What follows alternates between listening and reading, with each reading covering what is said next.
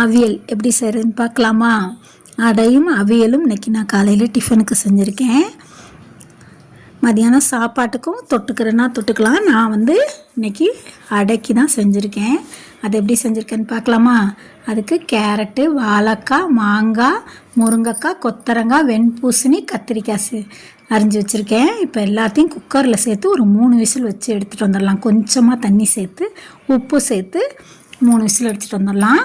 இப்போ அரை மூடி தேங்காய் மிக்ஸி ஜாரில் சேர்த்துட்டு 4 பச்சை மிளகாய், எனக்கு தேவை 4, நீங்கள் எப்படி காரமோ அதை தேவையான பார்த்துக்குங்க.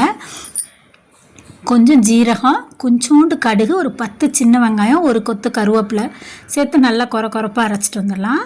இப்போ காய் நல்லா வெந்துருச்சு. 3 விசில் அடங்கினோன்னா மாங்காயை சேர்த்துக்கிட்டேன்.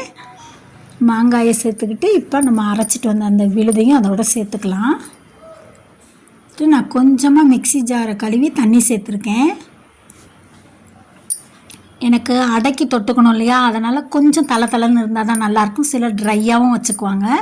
கொஞ்சம் மஞ்சத்தூள் சேர்த்துக்கலாம். சேர்த்துட்டு நல்லா கொதிக்கிறப்ப கொஞ்சம் தேங்காய் எண்ணெய் சேர்த்துக்கணும். அடையோட ஸ்பெஷலே தேங்காய் எண்ணெய் தானே. தேங்காய் எண்ணெய், ஜீரகம் தான் அதோட ஸ்பெஷலே. இப்போ தேங்காய் எண்ணெய் சேர்த்து நல்லா கலந்துக்கலாம். நல்லா கொதி வந்ததுக்கப்புறம் நம்ம கொத்தமல்லி தழை தூவி அடுப்பை ஆஃப் பண்ணிட வேண்டியதுதான். பாருங்கள், இப்போ கொஞ்சம் தளன்னு தான் நான் வச்சுருக்கேன். எனக்கு அடைக்கி தொட்டுக்கணுங்கிறதுக்காக ரொம்ப ட்ரையாக வச்சுக்கல. அடையோடு சேர்த்து சாப்பிட்றதுக்கு சூப்பராக இருக்கும். தேங்க்ஸ் ஃபார் வாட்சிங். எங்கள் சேனல் பிடிச்சிருந்தா சப்ஸ்கிரைப் பண்ணுங்கள்.